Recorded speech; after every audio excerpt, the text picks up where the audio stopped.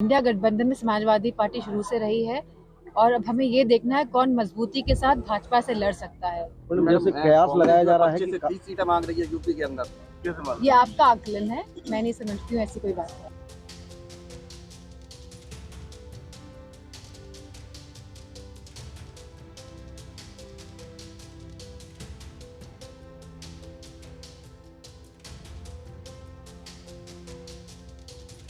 तो सुना आपने पत्रकारों के सवालों का बेबाकी से जवाब देती हुई मैनपुरी सांसद डिंपल यादव को। अब देख लीजिए, सांसद डिंपल यादव हर सवाल का इतनी बेबाकी से जवाब दे रही हैं जो कोई मंझा हुआ राजनेता भी नहीं दे पाएगा।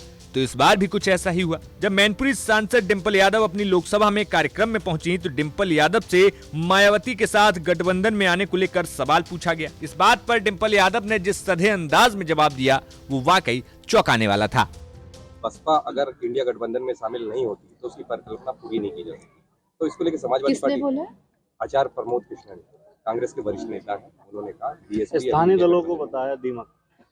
मैं समझती हूँ कि इंडिया गठबंधन में समाजवादी पार्टी शुरू से रही है और अब हमें ये देखना है कौन मजबूती के साथ भाजपा से लड़ सकता है। और मेरा मानना है कि हम जिस गठबंधन में है हम उस गठबंधन में बढ़िया करेंगे और जो सीट जहां से जो जीतने लायक होगा उन्हीं को सीट दी जाएगी, जिससे कि मजबूती के साथ भाजपा के सामने खड़े दिखाई दे। जैसे कयास लगाया जा रहा है कि 30 सीटें मांग रही है यूपी के अंदर। ये आपका आकलन है, मैं नहीं समझती हूँ ऐसी कोई बात है। जैसे कयास लगाया जा रहा है कि कांग्रेस को हटाने की काम कर रही है सपा या बीजेपी। हमारे सामने हमारा जो पार्टी है जिसके साथ हमें लड़ना है वो भाजपा है और बहुत मजबूती के साथ लड़ना है। और मैं समझती हूँ इंडिया ब्लॉक भी ये बात समझती है कि भाजपा को जो हराएगा कैंडिडेट उसी का साथ दिया जाएगा, उसी का समर्थन किया जाएगा। अब गठबंधन के अलावा जब ईवीएम को लेकर डिंपल यादव से सवाल पूछा गया तो ईवीएम को लेकर तो डिंपल यादव ने साफ कह दिया कि तमाम देशों ने ईवीएम अपने देश में बंद कर दी है और वे अब बैलेट पेपर पर चुनाव करा रहे हैं। तो आखिर भारत में ऐसा क्यों नहीं हो सकता?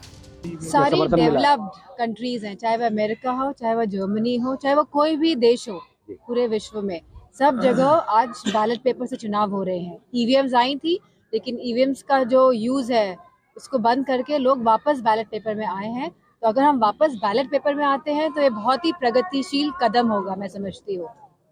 तो इसके मतलब जो है ईवीएम से चुनाव नहीं किया जाए तो जनता जो है बाकी में जिसको चुनाव करेगी यानी जिसका चुनाव करेगी। समाजवादी पार्टी की लगातार मांग रही है कि अगर बैलेट पेपर से चुनाव होगा तो वो बेहतर होगा, क्योंकि सब पूरे विश्व में आज बैलेट पेपर से ही चुनाव होते हैं।